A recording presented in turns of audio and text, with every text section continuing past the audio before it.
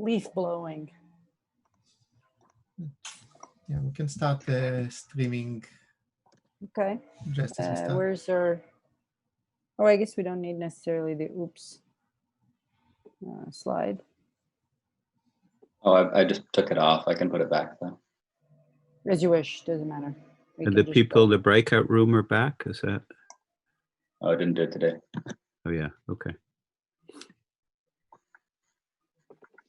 Okay, so we're back for the second lecture of the series of lectures by Elchanan Mossel for the OOPS/SMS summer school. He's been giving a series of lectures on simplicity and complexity on belief propagation. Again, the video will be recorded. So if you do not want to appear in the video, please turn your camera and your microphone off. You will have a chance to pose questions over the chat, as well as once we stop recording the lecture at the end of the hour. Today's lecture will be followed after a half-hour break, will be followed by an exercise session that will be led by Frederick, using some of the exercises that were mentioned in the previous lecture and possibly in today's lecture. So if you're interested in seeing some more details of proofs, please stick around in the same Zoom number for the exercise session. Okay. Okay, thank you. Please help me by slowing me down. I think whenever I teach a class, I ask students, if I teach too slow or too fast. And I don't think I ever got the answer of too slow. So maybe I'll try in this lecture to teach too slow. I think I'll fail again, but please feel free to ask me questions at any point. Okay, so we'll continue exactly where we were last lecture. And I'm going to share the screen with you.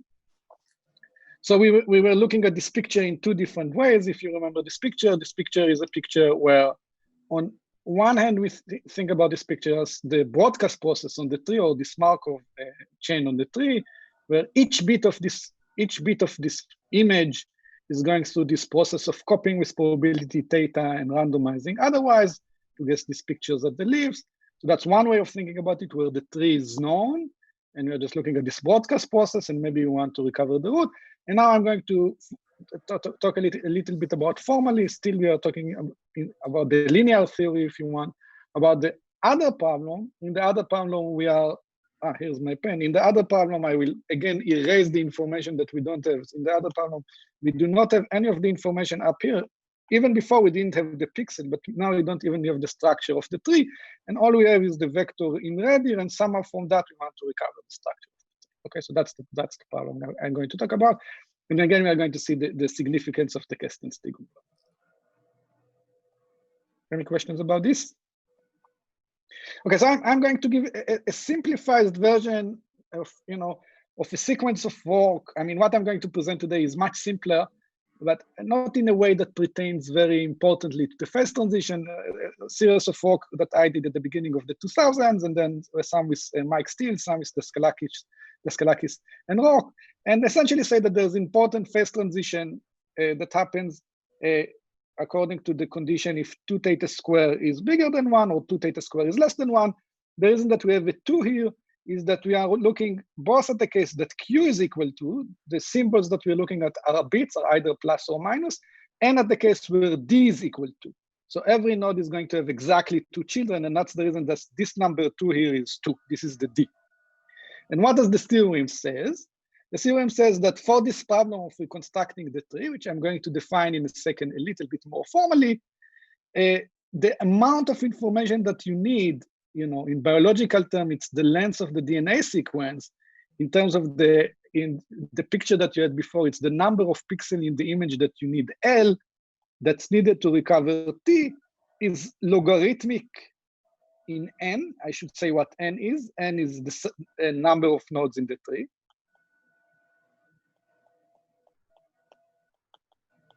It's logarithmic if N above the phase transition, if 2 theta square is bigger than 1, and it's a power of N if 2 theta square is less than 1. Okay, so somehow the first transition that we've seen before for this correlation decay phenomena also plays an important role for this inference task. And maybe we'll see another example for a different inference task in a little bit, for this inference task of building the tree from independent samples or sequences. And again, it goes from logarithmic in the size of the tree to polynomial in the size of the tree. Another way of writing, so remember log n is essentially the depth of the tree up to a constant.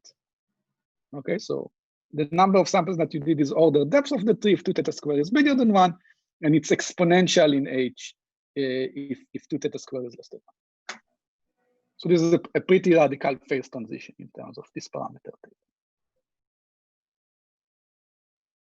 Questions about this? Okay, so maybe let me define the model a little bit more formally. So, I mean, so let me define the model a little bit more formally. And again, this is much more simplified than the, or a little bit more simplified than the processes that were described in the actual theorems. And the reason is biology is somehow more less heterogeneous than you know, this idealized model that we're looking at, and I'll talk about it I'll comment about it a little bit. But just to get a picture of the first transition, I think we can do with this very simple model. So we are going to consider the broadcast process on trees, or the Markov chain model on tree for h levels. So we are going to have this the usual picture that we have here. This is going to be our vector xh, and this is going to be 2. Again, this means that every node has 2 children. Okay, so this is going to be equal to, and it's a complete binary tree. Okay, so that's the picture that we're going to look at. And the key issue is that there's we want to recover the structure of the tree, and there isn't a very compact way of saying it. One way of saying it is that there's an unknown permutation sigma of 2 to the leaves. So this is S of 2 to the H, because there are 2 to the H leaves, and you know, you don't know how to order them somehow. And the goal is again, this is an H, 2 to the H. And what is happening is you're getting IID samples of the vector XH, except you don't actually get the vector XH, you get the vector XH tilde. And what's the difference between XH and XH tilde? So maybe I'll draw the picture again. So if we knew how to draw the T, we would, you know, this is coordinate number 1, this is coordinate number 2, this is coordinate number 3, this is coordinate number 4, and so on and so forth. And as biologists, we would say, coordinate number 1 and coordinate number 2 are very close together. They are sister species. Okay, but we are not giving this information. We are giving this vector permuted. So that's what's given here. So YS are independent sample from the same distribution as XH tilde. And what is XH tilde?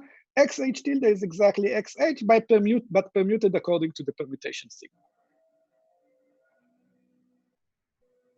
Okay, so maybe my first coordinate is going to be this coordinate, my second coordinate is going to be this coordinate, my third, you know, it's just given by some random, you know, this is how you collected the data. You don't really know which species are related to which species when you collect the data. Okay, and what is the goal? The goal is to recover the tree. Okay, so this is not really well defined. One way to try to define it is that you want to recover sigma, but you actually cannot recover sigma. So why can't you recover sigma? This is, maybe I'll just say it right. So this tree with species A, B, C, and D is the same as this tree, where here I have D, C, A, and B. Okay, this, of course, when I wrote it down, I wrote, you know, if you think about why am I giving the leaves names? The leaves are the species. These are, you know, this is one type of monkey, there's another type of monkey, or an ape, there's another type of ape, there's another type of ape. These are the names, right? But when I draw this tree and I draw this tree, these are exactly the same tree. It means that this species of ape is closest to this species of ape, and this species of ape is closest to this species of ape, and then they are joined together. So this is exactly the same tree, right? So when I write recovers T, I mean I recover sigma modulo the ways of drawing the tree. So modulo gamma, so you know there's a group theoretic way of writing what this gamma is, but the gamma is all the possible ways of drawing the tree so that it's the same tree. Okay, so maybe just to make sure again that we know what we're talking about. So if you look at H equal 1, there's only one tree in our setting. This is the tree AB. Of course, if I write BA, it's the same too. If I look at H equal 2, there are already 4 trees. So I'm going to actually draw all the trees to you. It's A, B, C, D. That's the one that we had before. It's A, C, B, D, and it's A, D, B, C. These are the 3 possible trees that you have when you have 2 levels, right? When you have 2 levels, once I decide which is the closest species to A, I also decided which is the closest species to, this determines the partition, and I get the tree in this model.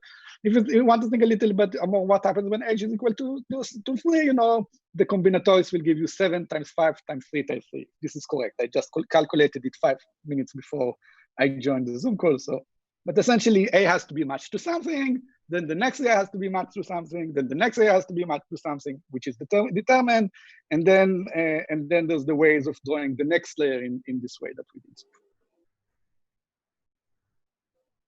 Okay, questions about what we want to do?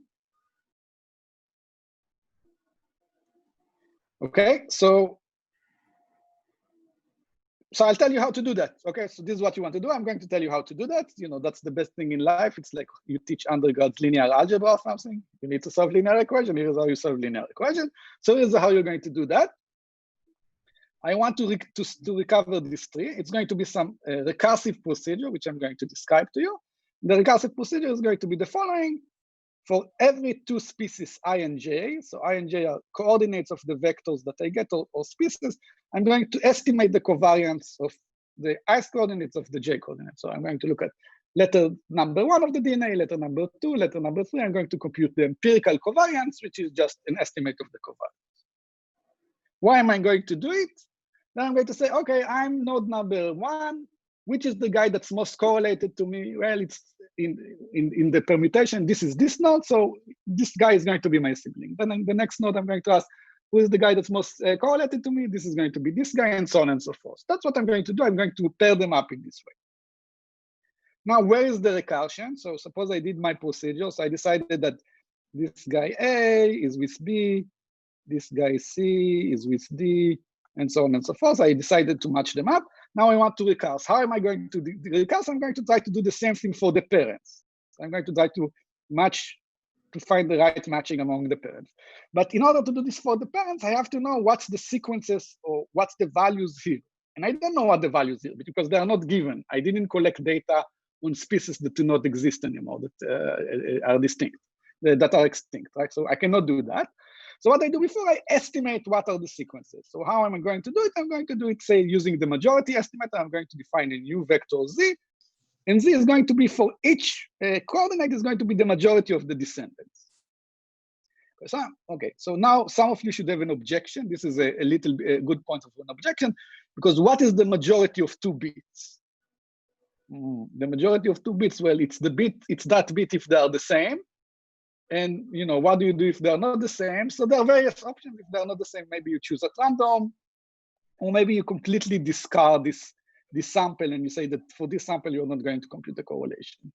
So this is a little bit of an issue you do with just 2, but when you will repeat the process, maybe you will figure out that this guy and this guy are indeed connected, and this guy and this guy are disconnected. So when I'm going to repeat it again, I'm going to compute majority on 4 values. So when you do majority of 4 values, it's a little less likely that you're going to be in the situation that it's even out.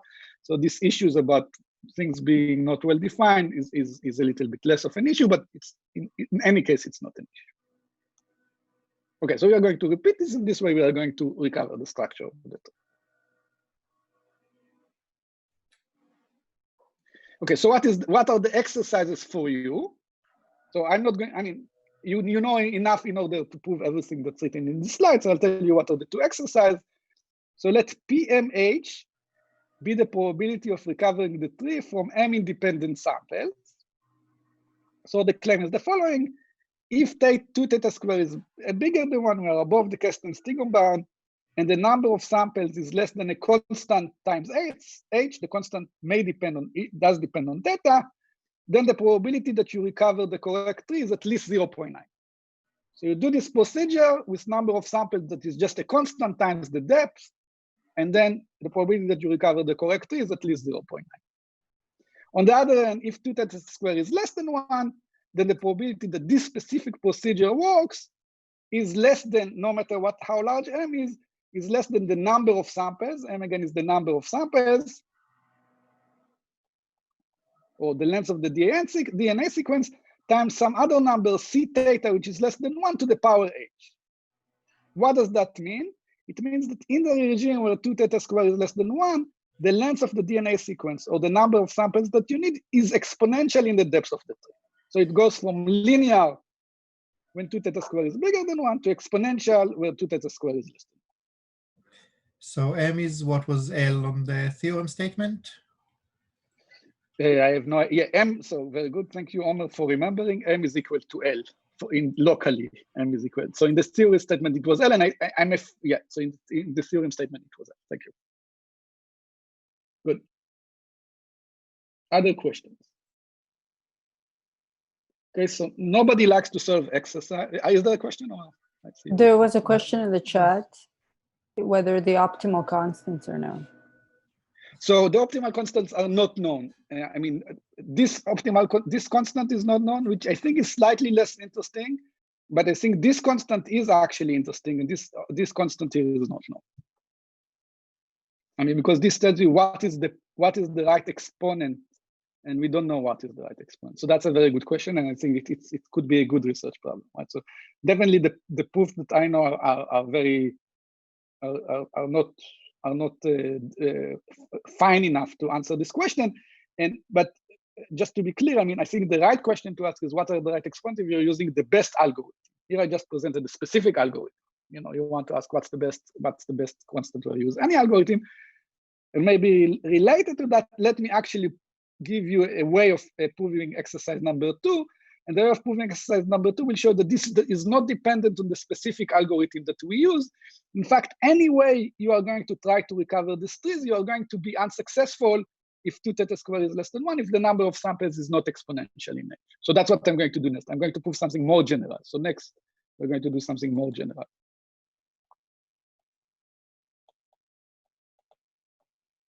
And a clarification from Thomas Hughes that the covariance is the sample covariance. It's the sample covariance, yeah. Right, and the reason why you need log n, maybe I'll just give you a hint, is that you compute a lot of covariances. You want them to be concentrated, so you need to use some concentration bound to show that they are concentrated around what they should be concentrated around. And it's also known that there's other argument that shows that log n is, you know, this log n, or this constant times h, is necessary from some simple information theory or counting argument. Right? So this the fact that you need more than constant times h is well known by classical work in phylogeny. Good. So let me give you the more general argument. And the more general argument says that if 2 theta squared is less than 1, then you need an exponential in h samples in order to recover the tree. And this is maybe I didn't say it in the title, no matter how you do it.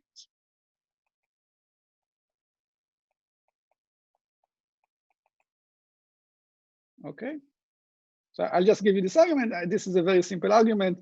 And then I'm not sure if I'll give you any more arguments in this course ever, because of course I'm running out of time, but let me give you this simple argument.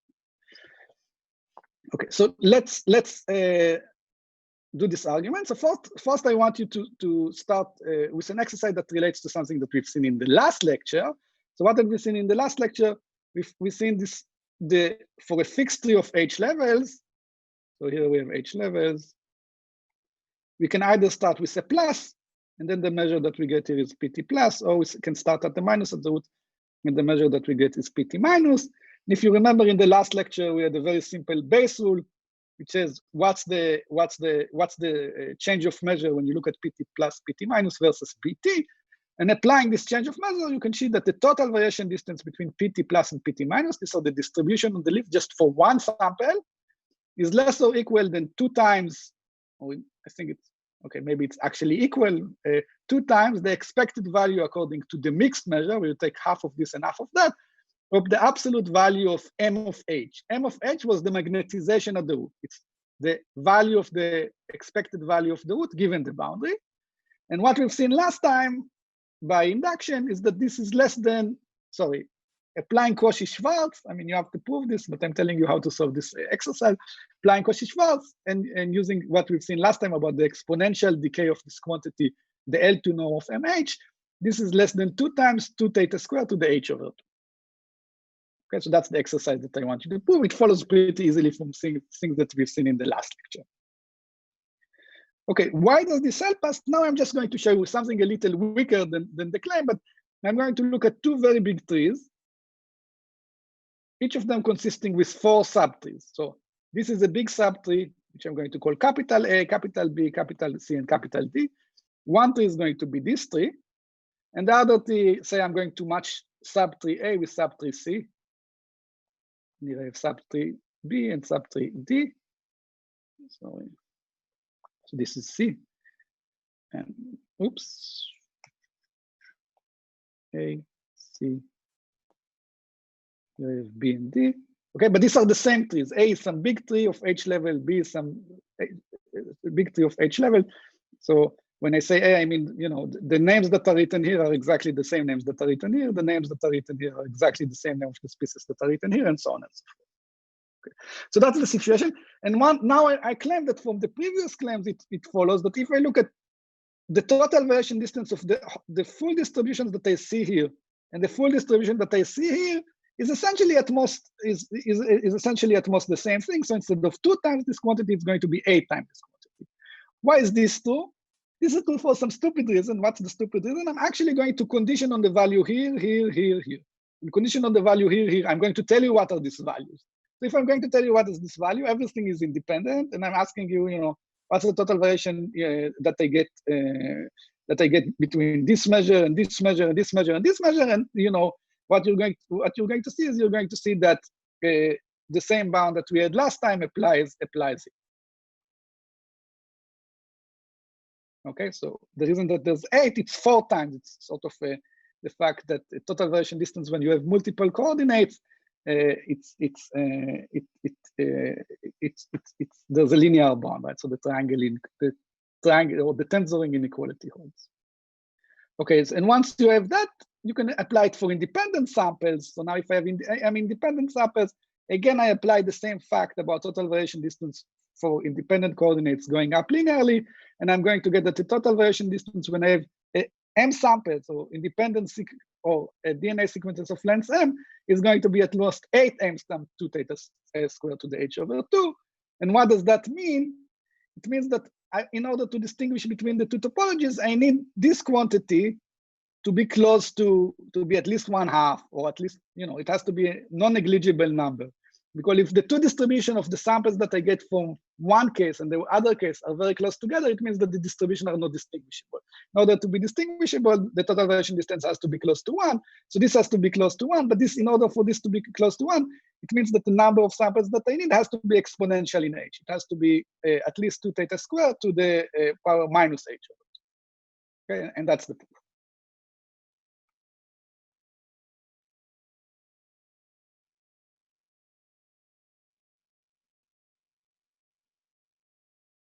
Okay, now let me do something non-traditional. I think we are going to maybe take a 2-minute break soon. This is the break I promised you tomorrow. But before I do that, I want to make a decision. I mean, another application of this is the block models, but I sort of have to decide if to talk about it or to go into the non-linear theory. So here are 2 questions for you, the audience. Let's see if you know how to press all of your buttons on your Zoom. Can they raise their hand? Yes, no, or not? They should be able to. So okay. If you open the participant list, at the bottom, there should be a button there for raising hand and such. Okay, so 2 questions for you. The first question is, how many of you have seen recent work on the block models and its relation to Kestenstiegum bound? So raise your hand if you've seen it. Okay. See 1 hand. Yes. Okay, that's quite a bit. Okay, how many of you want to hear about the block model and its connection to this d theta square equal 1, the Kestenstiegum bound? That's a different question.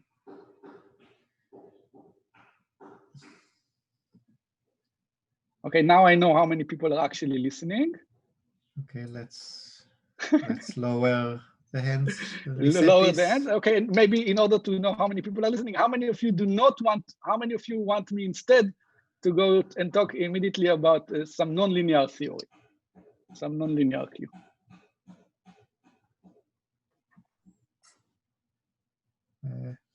I have to confess, I can't figure out how to raise my hand. Seems to be comparable. If you're a co-host, you might not have this. Yeah.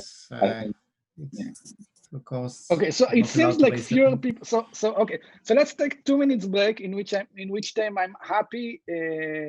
I'm happy to take questions, and I will in the meantime I will think how quickly do I want to go over the block model slides. It seems like there's a slight preference that I say something about it, so I will.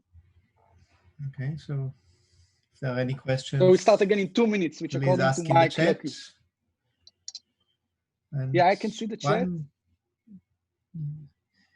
one question, is there any guess what happens in the critical case when 2 theta squared is equal to 1? So everything is known about it in the case of the broadcast process. For the broadcast process, even actually the arguments that we gave with the second order term, this minus theta to the 4, blah, blah, blah, tell you that the information between the root and the leaves decays. It doesn't decay exponentially, it decays just polynomially. I think for phylogenies, nobody actually did this. But, you know, I think somehow what I didn't talk about in phylogeny, it actually doesn't make sense to assume that all the branches have the same theta.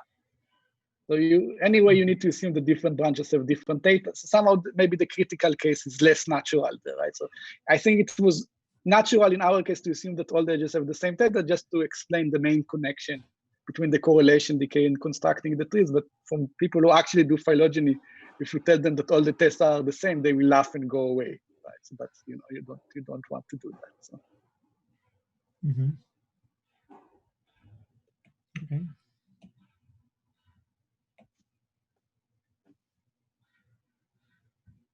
Okay, so let me share my screen again, unless there are more questions. Okay, I'll share my screen again, and I'll continue with. At least next time we'll do nonlinear theory. I promise, or the very little nonlinear theory that we know. Something not good is happening. Okay, so I think maybe my iPad is locked. Okay, good. Okay, good. So this is where we were. Now I'm going to talk another application. I'll try to do it briefly, so at least we get a glimpse of the nonlinear theory today. Okay, I will try to talk slowly because I wanted to talk slowly today. I will try to talk slowly and skip some information, so we get to the nonlinear theory. So here's the block model. You know, this is one of the reasons I wanted to skip it. I think this is a maybe more popular work than some of the other work I talked about, but I will discuss it nonetheless. So it's a random graph model on n nodes. What's the twist? The twist is that the nodes have colors. Half of the nodes are blue and half of the nodes are red, if you want to talk about the case where Q is equal to 2. Okay, so the case that Q is equal to 2 is there's going to be a generalization, obviously, for higher Qs in a little bit. When 2 nodes of the same color are connected with probability, which is given by this formula, I chose the parameters in a way that will be clear in a second. It's 2, so every 2 nodes are connected with probability d1 minus theta over n. But if they're the same color, there's an additional probability that they're going to be connected, which is 2 d theta over. Okay, so that's the basic model. And why did I do that? I did it in order so that you have to check that, or maybe this note should have been an exercise. You have to take that in this model, the average degree is d. And if u is a neighbor of v, so u sim v means u is a neighbor of v, then the expected value of xu xv, now again, I think about the colors as plus minus 1, is going to be theta. So it's similar to what we had in the broadcast tree model. In the broadcast tree model, if you look at the parent u and a child v, the expected value of xu xv is going to be theta. Okay, because it's probability theta copy and otherwise are randomized. Okay. So that's the basic block model. Sorry, I didn't give the references here. It goes back to the 70s. It's a widely studied model. And the inference question that we're going to ask now that attracted a lot of attention in the last 8, maybe 10 years now is which nodes are likely to be red or blue. Okay, so that's the question what we want to know. Of course, I told you that half of the nodes are blue and half of the nodes are red. And when I'm asking you this question, which are red and which are blue, I'm not going to tell you which ones are red and which ones. Okay, so let's see what do I mean by that. Okay, sorry. And maybe I'll tell you what got me into this business and a bunch of us into this business. This was this conjecture in a paper by Mossel, Kazakala, Moore, and Zdeborova, which says that belief propagation is the optimal algorithm for solving this problem. And you can do better than random if and only if d theta square is bigger than 1. Okay, so this sounds very related to what we are talking about. We are seeing the Kasten-Stigum bound again, d theta square bigger than 1. We are seeing belief propagation again. Maybe we'll talk about what belief propagation means in this setting, and it's supposed to be the optimal algorithm.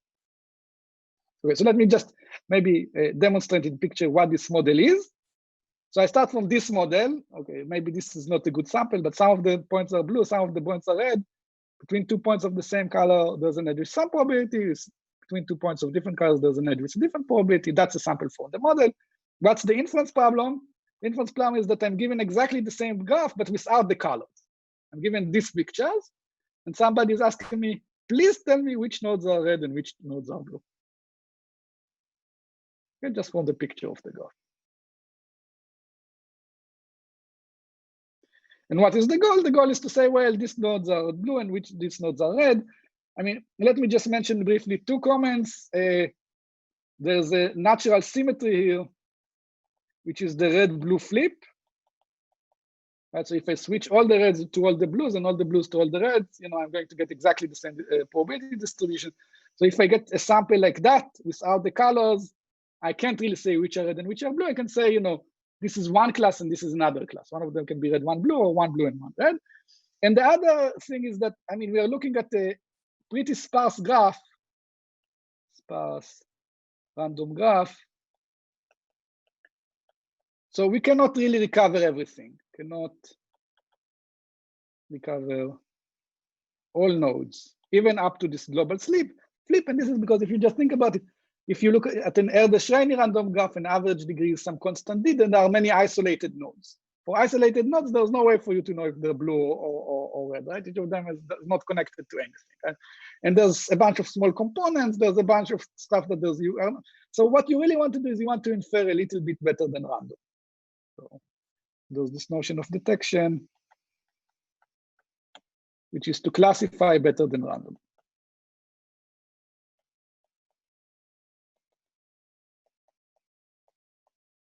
Okay, so that's what we want to do.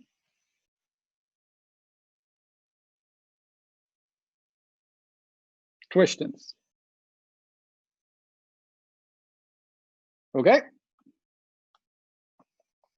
So maybe I'll tell you one easy theorem, which I will do by pushing slides forwards and moving my hands. Let's see if I can control my this art well enough in order to convince you that I know how to prove theorems.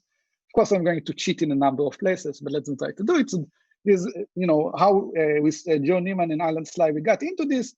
So the easy direction is the following: if you are below the Kasten-Stigum bound, if d theta squared is less or equal than 1, then it's impossible to infer better than random. So let me show you why this is true.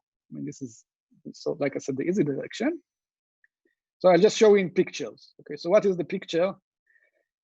So the picture is, if I'm able to infer better than random, then I'm able to say better than random if this node and this node, these are 2 random nodes, have the same color or a different color.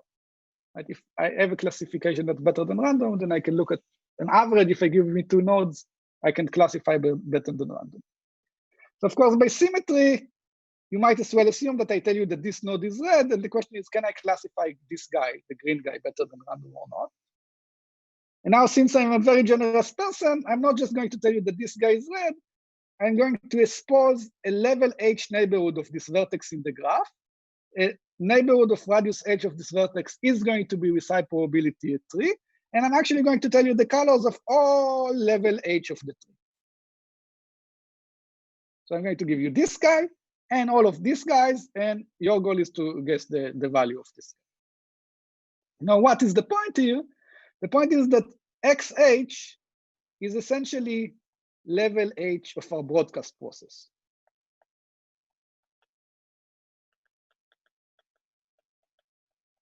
So you know that when d theta squared is less than 1, you cannot recover this guy, the green guy, from XH with good probability, or in the sense that as H goes to infinity, the probability of correct recovery is going to a half, or the magnetization is going to 0. Okay, but you say, what about this guy? There's still this guy. So now you use another property, and this is actually where most of the proof goes. Use the fact that this is essentially a Markov random field. It's not exactly Markov random field, but it's essentially a Markov random field. So the Markov random field property, for those of you who do not know, says that conditional on this ring that separates this guy from this guy, the two colors are independent. So the additional information that I have in this guy doesn't give you anything.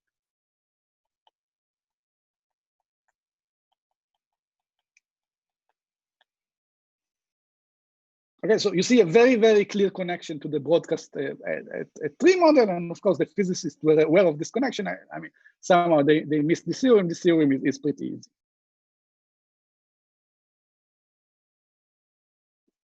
Okay. Yes, I should use that. I should. An important fact is that this uses this paper that we talked about of Evans, Kenyon, Peirce, and Schulman, which talks about the situation where the tree is not exactly regular, not all of the degrees it is the same, but the average degree is deep, right? So you can, all of the results are we've that where the degree is exactly the carry over to branching process trees where the average degree is deep. Okay, so I want to tell you a little bit, just in a few words, a little bit about the other direction, that if d theta square is bigger than 1, then it is possible to detect. It's possible to infer this partition better than random. And I won't tell you much about the proof. Yeah, sorry. You asked us to slow down. There's a question in the chat of why it's a tree. Right, so this is something. Thank you. Yeah, this is a good question. I mean, it's something that one has to prove, but it's very similar. If anybody, if for those of you who've seen random graphs before, when you look at a sparse random graph and the average degree d is a constant, they're essentially in no short cycles, right? So things are tree, right? You just try to think about the probability that you will have a triangle. You see the probability that you'll have a triangle around, and you know this is going to be pretty small. So it's the same argument that you have for Erdős-Rényi random graphs when they're sparse, right? So the key factor is that d is some constant. So if you want to think about it in terms of GNP, the probability of an edge is going to be one of two numbers. It's going to be either d plus some constant over n, or d, I don't know how to call this constant, or d minus a constant over n. Okay, but these are still just, it's a very sparse Erdős-Rényi. It's a very sparse random graph. Thank you for the question. Okay, so what's the more exciting result is that if d theta square is greater than 1, I mean, this was proved by us and by Laurent Massulet independently, then it is possible to detect. I'm not going to tell you much about the proof, except a previous attempt at the proof, which eventually worked by another work of Massulet and collaborator. And I just want to highlight the connection to belief propagation. And after we started thinking about it, we actually wrote a joint paper with the physicists that did not have proof of this conjecture, but it says the following. If you look at A, which is the adjacency matrix of the graph, so it's very common to use spectral algorithm on matrices in order to find a partition. But instead of looking at the matrix A, you're going to look at this matrix, which is a 2n by 2n matrix with this weird form. Then the second eigenvector of this matrix is correlated with the partition. Okay, so you should all I see the few faces of you that are staring at this matrix. You say, why would you come up with this matrix, and why D is the vector of degrees of all the vector? Why would you come up with this matrix?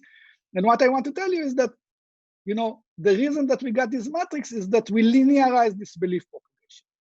right? So the physicist, like I said, belief propagation, even when you don't have a tree, you can pretend that you have a tree. You can do the same recursion that you did on the tree, the recursion that we seen last lecture, even though it's not a tree. You apply these recursions over and over again, and you get some probabilities, and you can classify according to this probability. What we did is, instead of working with belief propagation, we look at this operator, that nonlinear operator that maps probability to probability. We linearize this operator. By linearizing this operator, we got this matrix, and then I said, okay, it's this matrix that tells the story. And as I mentioned before, this conjecture was proved, by Bourdonnais, Lelarge, and Mossel a couple of years after we made this conjecture, right? So it's another instance where you see belief propagation, you see linearization, and this gives you sort of the right answer.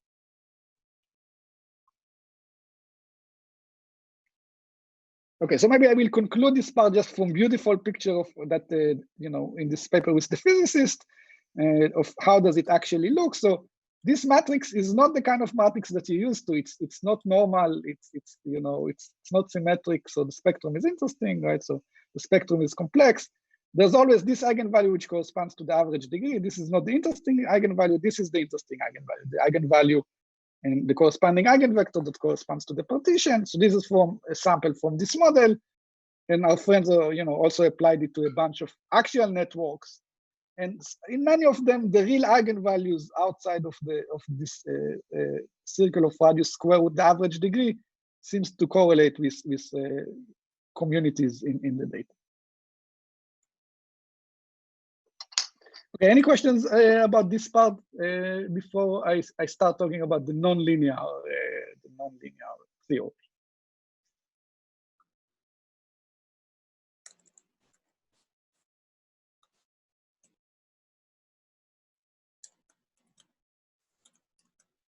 People Oh, you're ready muted, for Omer. the nonlinear theory? Say again? It seems people are ready for the nonlinear Ready. theory. Okay, so maybe we'll summarize the linear theory in a couple of sentences. We have these interesting models, which have some hierarchical connection between random variables, which can be inverted via this belief propagation, which is this nonlinear recursion. But somehow we found ways of linearizing it that gave us what is the threshold for this broadcast model.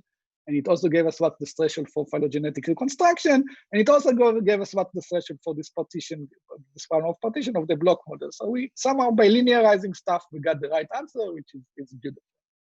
So I'll tell you in advance that, in the nonlinear case, we know much less, right? So, there's going to be a lot of open-ended things here, but I'll tell you what we know.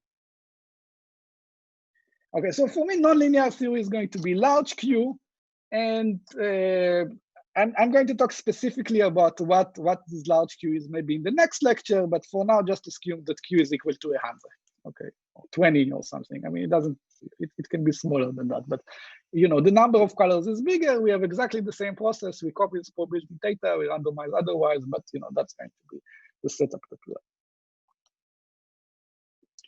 Okay, so the first thing that I want to mention is larger Q makes things easier in some sense, not harder. So everything that we knew how to do before, we can do now. So here's the claim. For all Q, if D data square is bigger than 1, if you're above the Kasten-Stigom bound, for the tree broadcast model, the magnetization can distinguish. This means magnetization doesn't go to 0. The limit of the magnetization is strictly positive, okay? So, if I run this process on the tree, I look at many levels, I do belief propagation, I try to infer the root, I get a random variable that's non-trivial. We can detect in the block model, we can find partition that's better than the, if Q is 100, better than a random partition to 100 blocks. And we can recover phylogenies or these tree structures from sequences of length or order log n. So everything that we knew how to do before, if D data square is bigger than 1, we still know how to do now. Okay, we haven't lost anything. Okay. So I'll give you a proof of this claim actually, but I'll just do it for even Q because I'm lazy. So here's the proof for even Q. It's a one-line proof. What am I going to do? I'm going to divide the Q colors into 2 sets of size Q over 2. My 100 colors, I'm going to divide into 2 sets of size 50 colors. And I'm going to say all these 50 colors, which I partitioned to arbitrarily, they are all going to be plus. And these 50 colors, I'm going to be minus. And then you say, what does it happen? What does it do to the probability distribution? So you have to think for a second, but you see that plus go to a plus. You copy with probability theta and you randomize. What you did before, you still do, right? When you copied, you're going to stay in the same class. Where you haven't copied, you randomize, so you're still going to randomize. Okay, so this gives us a trivial reduction from the case of even Q to the case of 2, and it allows you to apply exactly the same algorithms and reasoning that you apply. I mean, it just exactly maps the measures in a way that the distributions are consistent, that lets you do 1, 2, and so on. Okay, so for those of you who say, okay, but what about odd Q? Okay, so for odd Q, you have to work, and we won't do the work, right? So like this is something that I maybe we mentioned in answer to a question in a previous lecture. More generally, this is true for a broadcast process with Markov chain M on edges. So when you have the same Markov chain on every edge, where theta is the second eigenvalue. So it's the maximum absolute value of everything in the spectrum of M. A became, this is M. Sigma of M. So this is the spectrum of M. So you look at the second absolute value in magnitude in the spectrum. The largest one is 1. So and you're going to call that theta, and everything is going. All the results that we know are known to hold, but this requires some work. So for the broadcast tree models, you actually have to go through Kesten and Stigom. For the block models, you have Bourdonnais, Large, and Mossel, and Abe and Sandon work pretty hard to do it. For phylogeny, in the joint work with Sebastian Roch and Alan Sly, we did it. So you can do it. It requires work. It's not straightforward, right? But it's something that you can do. Okay, so everything that we could do before, we now do. So now we are going to be more ambitious. We're going to ask, can we do what we did before, even if d theta? So maybe the next question. Next. Can you do it if, or for some theta for which d theta square is less than 1? Okay, so that's maybe the next question that you want to ask, right? So above the Kesten-Stigum bound, whatever we could do before, we can still do. What about below the Kesten-Stigum bound? So here is the result. So for large Q, again, think about Q greater than 100, and I'll give you more detail later. So there exists a theta Q such that such that this theta Q is below the Kesten-Stigum bound. So d theta Q square is less than 1. Okay, so maybe I'll draw a little interval here. This is 0. This is 1. This is theta Kesten-Stigum. And now there's going to be this theta Q, such that whenever theta is bigger than theta Q, for the tree broadcast model, you can distinguish. You can do better than random. You can detect in the block model, and you can recover phylogenies from sequences of length order log n. So everything that we could do in the case where Q is equal to above the Kesten-Stigum bound, and in that case, we knew that we cannot do better, here we can do below the Kesten-Stigum bound, for some interval below the Kesten-Stigum bound.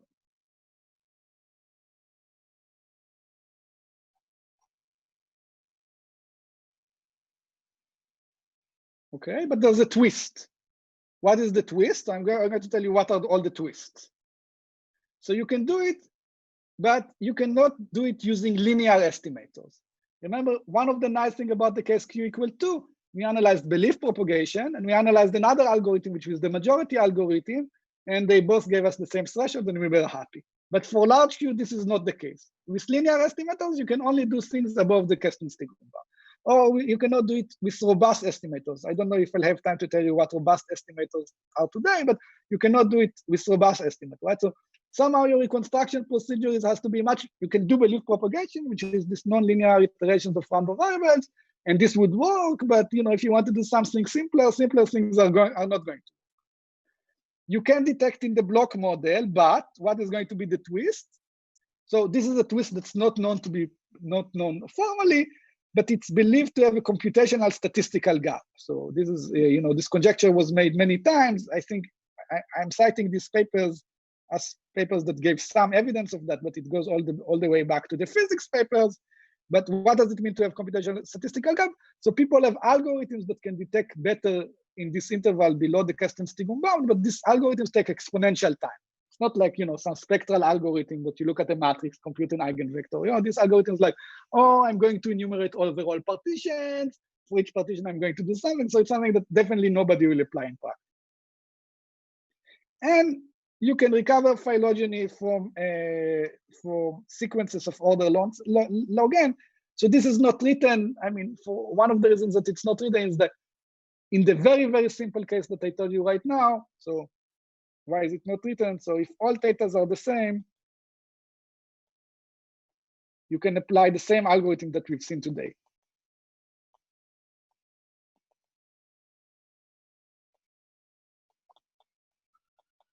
So I'll recall what's the same algorithm that we've seen today. You find for each guy what's the most correlated other leaf. You merge them up now, but now you are not allowed to take majority. You are going to do belief propagation in order to estimate the roots. Okay, it doesn't matter. But the conjecture is again that it cannot be done robustly. What does it mean it cannot be done robustly? It cannot be done in the setting that is interesting for biologists. What's the setting that is interesting for biologists is that the thetas are not all the same, or the tree is not exactly fully balanced.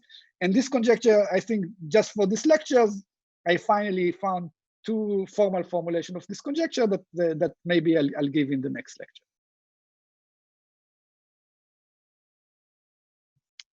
Okay, so what happens is somehow in the linear case, you know, we had very robust, simple algorithms or inference procedures that did what we want. They were optimal in the sense that when they worked all the way to the Kasten-Stigum bound and above the Kasten-Stigum bound, nothing works. Now, until the Kasten-Stigum bound, you can do whatever we did before. But above it, we have this inference procedure that are sort of nasty. They have to be nonlinear.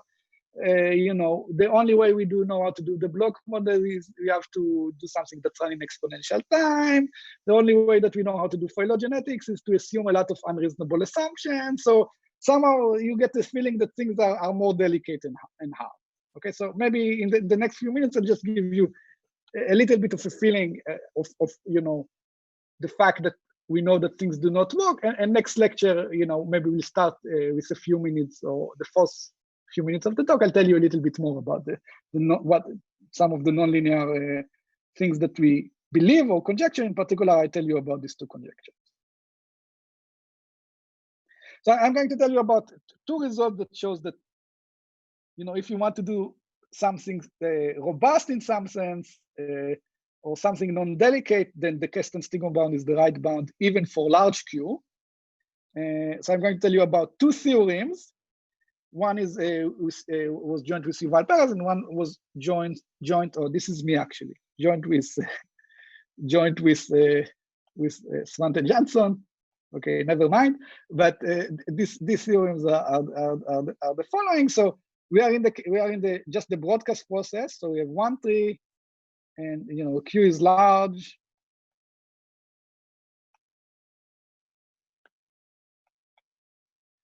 Q is large. Oh, I'm running out of the page. Okay, so I'll try to draw it somewhere else. Okay, so Q is large. And now I'm going to talk about a new notion, which is called count reconstruction or census reconstruction. So count reconstruction and census reconstruction, you want to do the same thing that you did before. Here is XH. You want to say something about the root X naught, but I'm going to limit your power somehow. How am I going to limit your power? Instead of giving you XH, I'm going to give you this information CHV. So what is CHV or CHA? CHA tells you for each color, how many indices of XH are equal to A. So instead of XH,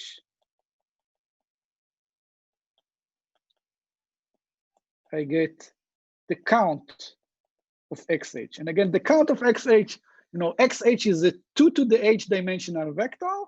XH is the Q dimensional vector. You just tell me in the vector XH, so many coordinates were color 1, so many coordinates were color 2, so many coordinates were color 3, and so on and so forth. So what does the theorem about count reconstruction or census reconstruction says? It says that if the only information that you're given is not XH, but just the number of colors of each type, then the Kasten-Stigum bound is the right threshold.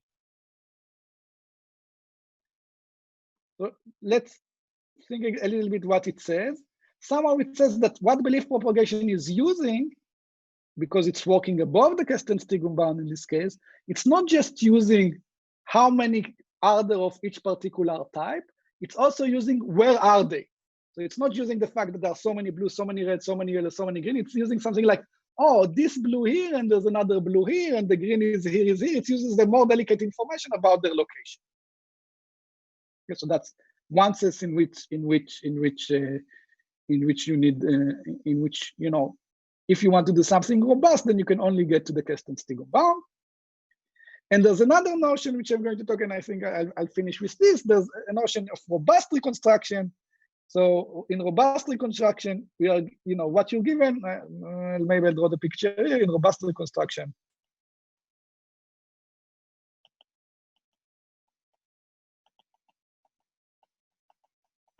I'm going to fix some noise level eta, and what I'm going to do is I'm going to do exactly what I did before. There's the root x naught, then there's xh, then I'm going to have a vector yh if you want. What is going to be the vector yh is going to be exactly the same as xh, except I add a little bit of noise. So for each coordinate independently, I let yv equal xv with probability eta, and yv is otherwise uniformly at random for some fixed eta. Okay, so I'm introducing an additional level of noise, which might be much bigger than the original theta of the tree, right? So I might be randomized much better. So instead of actually giving you the lifts, I'm giving you a very, very noisy level of the lifts, but all of the process until the lifts I haven't touched. Okay, and the result that we proved with Svante Jensen is for robust reconstruction, again, the Kestenstiegel bound is the right threshold.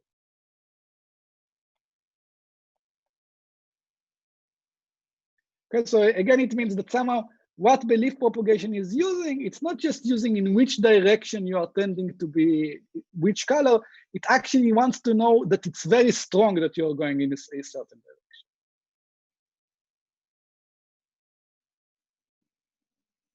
Okay, so I think that's all I'm going to say today. I think what I'm going to start with next time, I'm going to start with this slide. I'm going to spend maybe 10 or 15 minutes, hopefully, more on nonlinear theory. So I'm going to start with this theorem that to some extent, for large Q, the right threshold is d theta equal to 1. So it says that if d theta is greater than 1, not d theta squared, but d theta is bigger than 1, then for large enough Q, we can distinguish the root better than random. So, you know, what was before d theta squared now becomes d theta. And again, but this is with using this much more fragile location-based nonlinear algorithm, right? So this is in the limit, and I'll tell you also about some other results and conjecture in this setup. So I think I'll stop here for today, and I'm happy to take questions for as long as people have questions.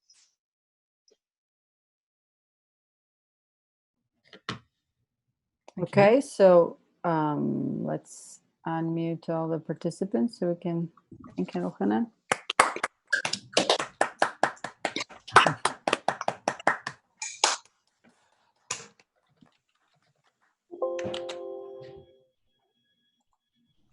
The recording stopped.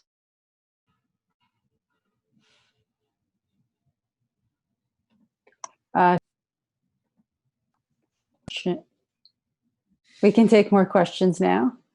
I don't see at the moment any in the chat, but until one comes, I just wanted to ask about the block model results. Did you always assume that the graph was sparse or no? Oh, now Elchanan is muted. Okay. You have to start again, I'm sorry. No longer. Am I muted or not? No. No. Now, no. I can hear you. Okay. Okay.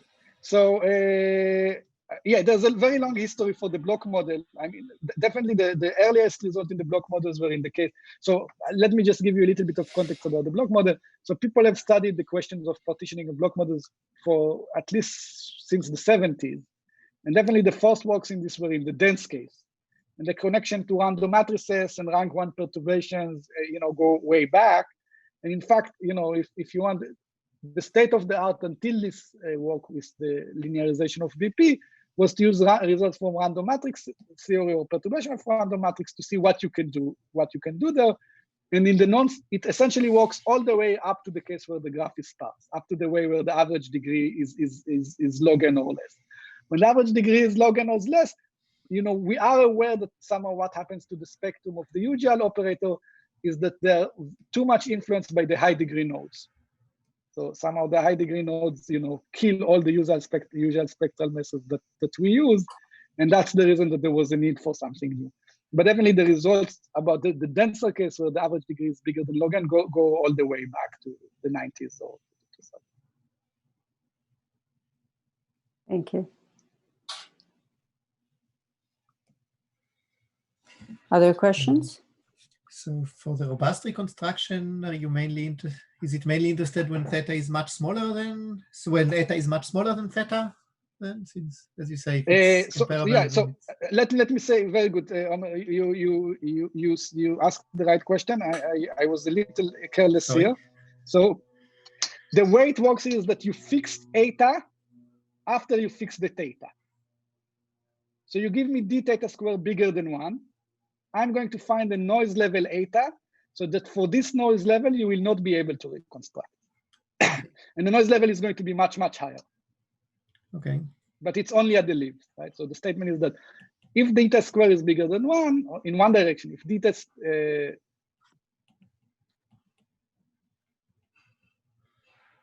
it says that if theta square is less or equal than 1, then the existing eta greater than 0, such that, or between 0 and 1, such that with this noise level eta, you will not be able to reconstruct. Okay, but this is asymptotic in the level of the tree. So the important thing is that eta does not depend on how many levels there are to the tree.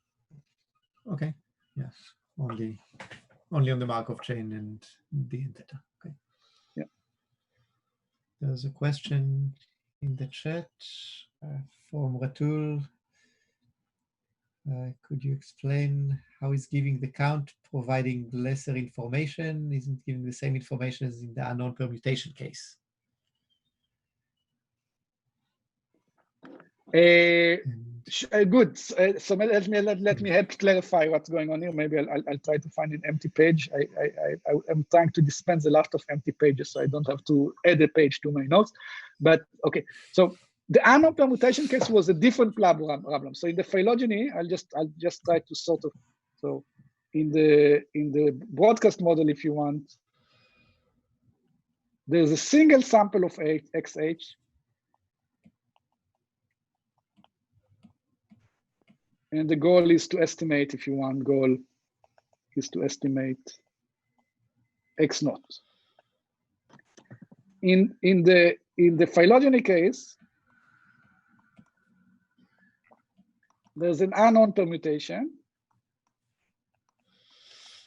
but there are n independent samples from the process. And the goal is to do something else. The goal is to recover the tree. Now you may ask, what happens if you are given a single sample and you don't know the structure of the tree?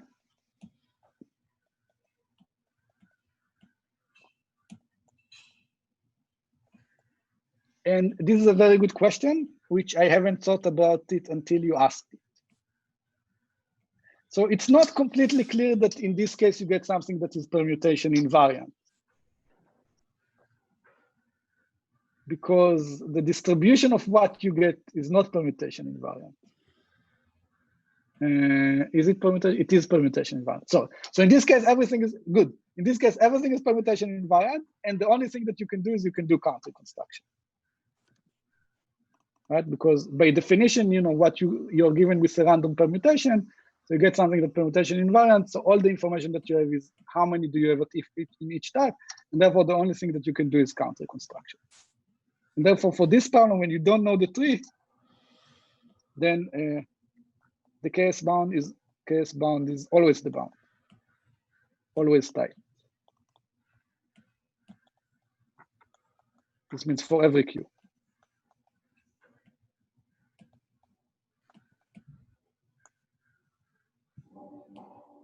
Okay, so the important difference is between question number 1 and question number 2. I'll just repeat it. In the broadcast model, we know the structure of the tree.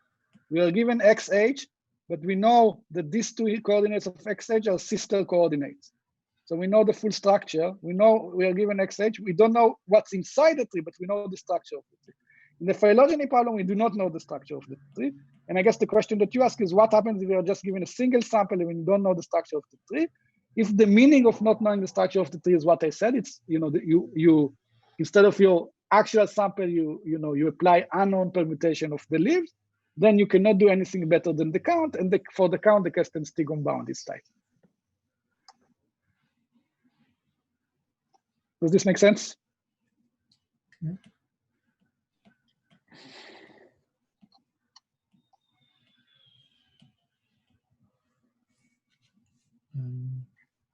Yeah, so he says yes. So, other questions in the chat?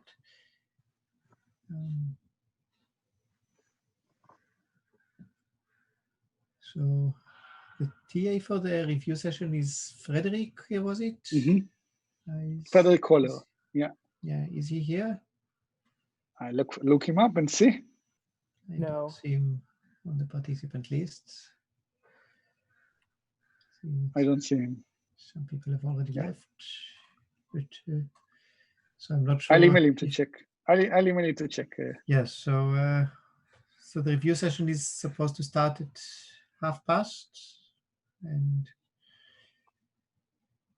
it doesn't have to be here right now, but it would be good a bit early.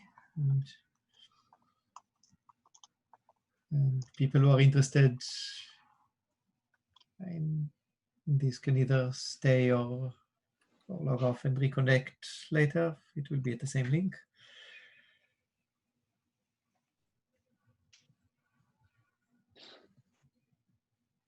Sounds good. I'm gonna get some Okay. practice, but I'll stay here and keep the room open. So. Well, thanks, Elchanan. You don't have to stay. Very sure. Yeah, I think I'll go. Okay. Thank you. Bye. So see you tomorrow, Elchanan. Elchanan. Thank you. See you tomorrow. Thank you. Bye.